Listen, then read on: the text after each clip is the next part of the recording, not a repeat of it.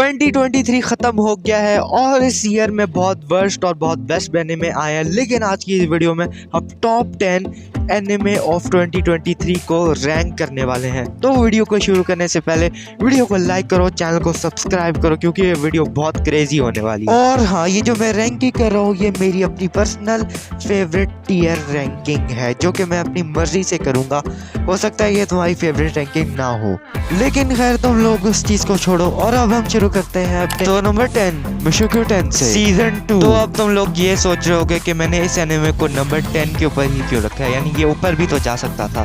तो यार देखो, इसे नंबर 10 के ऊपर रखने की मेनली कुछ रीजंस है जो मैं एक्सप्लेन कर देता हूँ। क्योंकि जो इसका सीजन 1 था वो बहुत बैंगर था, उसके अंदर जो एक्शन दिखाया गया था वो बहुत अच्छा था, कैरेक्टर डेवलपमेंट थी।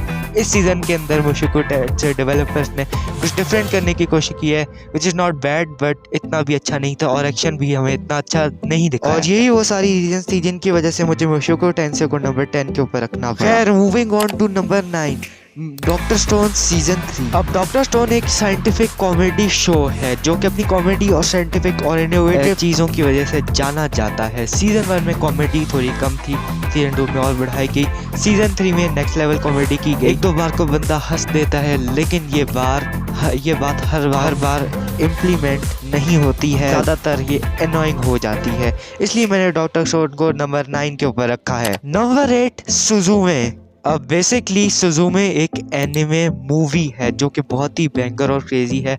असल में मैंने इसे नंबर 8 के ऊपर इसलिए रखा है क्योंकि ये एक एनिमे मूवी है, ना कि एक एनिमे शो, वरना मैं इसकी रैंकिंग टॉप 5 में भी कर सकता था। क्योंकि जैसे ये बैंगर और कैरेक्टर डेवलपमेंट और स्टोरी डेवलपमेंट जिस तरह की ये बैंगर और बहुत क्रेजी बनाई गई है मूवी, उस तरीके से ये टॉप 5 मूवीज़ ऑफ एनिमे में आराम से आ जाती। लेकिन जबकि ये मूवी है और मैं एनिमे शो को रैंक कर रहा हूँ, इसलिए नंबर 8 के ऊपर है। खैर मूविंग ऑन टू नंबर 7। तो अब नंबर 7 पे एक ऐसी एनिमे सीरीज है जो कि अभी हाल ही में आई है। जी हाँ, मैं बात कर रहा हूँ ओशिनोको के बारे में। अगर सिर्फ उसकी फर्स्ट एपिसोड को ही कंसिडर किया जाए जो कि 1 घंटे की एपिसोड है जो कि पूरी मूवी वाइब्स देती है, तो वो बहुत ही मज़े की थी। लेकिन उससे आगे एपिसोड्स नॉर्मल होती हैं 20-20 मिनट्स की और पेस स्लो हो जाती है। फर्स्ट एपिसोड के अंदर जैसे मैंने बताया पेस बहुत मज़े की होती है, फास्ट पेस चल रही होती है सीरीज़ और 1 आवर की होती है जो कि एक मूवी वाइब दे रही होती है, इसलिए नंबर 7 पे है ओशिनोको। आगे बढ़े तो नंबर 6 पर है हेवनली डिलीजेंस। अब बेसिकली हेवनली डिलीजेंस एक मिस्ट्री साईफाई शो है जिसके अंदर एक जापानीज बॉय को दिखाया जाता है एज एन मेन प्रोटैगनिस्ट, जो कि जापान के अंदर टोक्यो की सेफ वॉल्स के अंदर जन्म लेता है और वहीं पर उसकी चाइल्डहुड गुजारता है। जब वो बड़ा होता है तो वो वॉल से बाहर निकलता है और जो चीज़ें उसे फेस करनी पड़ती हैं वही सारी चीज़ बेस्ड है, उन्हीं सारी चीज़ों के ऊपर बेस्ड है हेवनली डिलीजन, इसलिए नंबर 6 के ऊपर ही मैंने इसे रखा है। और हाँ, टॉप 5 में बढ़ने से पहले an honourable mention to Tokyo Revengers. तो नंबर 5 हेल्स पैराडाइज। अब हेल्स पैराडाइज को भी मापा स्टूडियो नहीं बनाया है। इसकी एनिमेशन शुरू में बहुत ही बवाल, बहुत ही मज़ेदार, बहुत ही क्रेजी थी, लेकिन एंड में जाके ऐसे ग्राफ नीचे गया और गेम चेंज हो गई।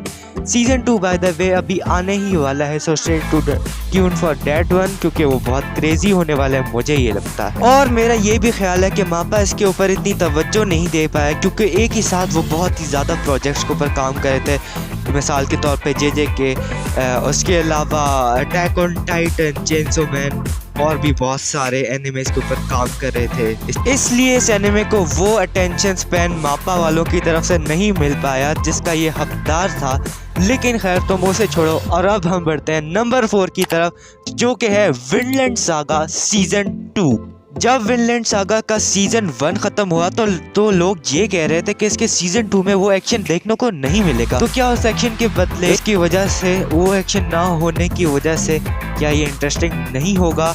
और जो कैरेक्टर डेवलपमेंट हमें सीजन 1 के अंदर देखने को नहीं मिली वो हमें सीजन 2 में देखने को मिली, और जो फार्म की जो बैंगर चीज़ दिखाई गई है, फार्मलैंड सागा वाज क्रेजी, इसलिए नंबर 5 पे है, मतलब नंबर 4 पे sorry, Vinland Saga season 2। Moving on to number 3 Demon Slayer season 3। अब Demon Slayer season 3 was good, लेकिन इतना अच्छा भी नहीं था कि इसे नंबर 1 या नंबर 2 के ऊपर डालता, इसीलिए इसे नंबर 3 के ऊपर डाला मैंने। इसके अंदर इतना एक्शन नहीं दिखाया गया जितना सीजन 2 या सीजन 1 के अंदर दिखाया गया। Season 2 was a complete banger, उतना एक्शन नहीं दिखाया गया जितना सीजन 2 के अंदर था, और सीजन 2 वाज बेटर, इसलिए नंबर 3 के ऊपर है डीमन स्लेयर सीजन 3। और हाँ, जबकि मैंने बात की एक्शन की, तो एक्शन के अंदर हम जेजे के सीरीज को कैसे ही भूल सकते हैं, तो इसलिए नंबर 2 के ऊपर है जुजुत्सु काइसेन सीजन 2। और नो डाउट वो ये पोजीशन डिजर्व भी करता था अपने बैंगर एक्शन और एनिमेशन की वजह से, शिबुया इंसिडेंट की वजह से। लेकिन बात की जाए अगर डीमन स्लेयर का इन्फिनिटी कैसे लाख होता है इसके अगेंस्ट, तो हाँ, डीमन स्लेयर सीजन 4 या 5 हो सकता है इन्फिनिटी कैसे लाख, इट वो टेक ओवर जेजे की सीरीज। तो खैर यार, ये बातें तो चलती रहेंगी, लेकिन अब बात करते हैं नंबर 1 के बारे में, जो कि है attack on Titan final season का फाइनल चैप्टर का पार्ट 1 और पार्ट 2। और अब मुझसे ये मत पूछना कि मैंने इसे नंबर 1 के ऊपर क्यों रखा है, बिकॉज इट डिजर्व ब्रो। बाकी इस रैंकिंग के बारे में तुम्हारा क्या ख्याल है, मुझे नीचे कमेंट सेक्शन में बताना। मिलता हूँ अगली वीडियो में, सॉरी लेट हो गई है वीडियो। Thanks for watching.